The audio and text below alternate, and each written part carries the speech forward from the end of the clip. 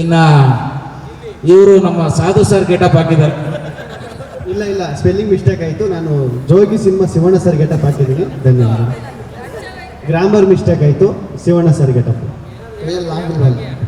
ಇಲ್ಲ. ತುಕಾಲಿ ಅವಾಗ ನಾನು ಮಾತಾಡ್ಬೇಕಾ? ಇಲ್ಲ, ತುಂಬ ಈಗ ನಾವು ಕಾಮಿಡಿ ಶೋ ಇಲ್ಲ ಡ್ಯಾನ್ಸ್ ಶೋ ಯಾವ್ದಾರ ಮಾಡ್ಬೇಕಾದ್ರೆ ಮುಂಚೆನೇ ಪ್ಲ್ಯಾನ್ ಇರ್ತದೆ. ಅಂದರೆ ಒಂದು ಸ್ಕ್ರಿಪ್ಟು ಹಿಂಗೆ ಮಾಡಬೇಕು, ಇದೇ ಹೇಳಬೇಕು ಅಂತ. ಬಟ್ ಇಲ್ಲಿ ಯಾವ ಪ್ಲ್ಯಾನ್ ಇರಲ್ಲ.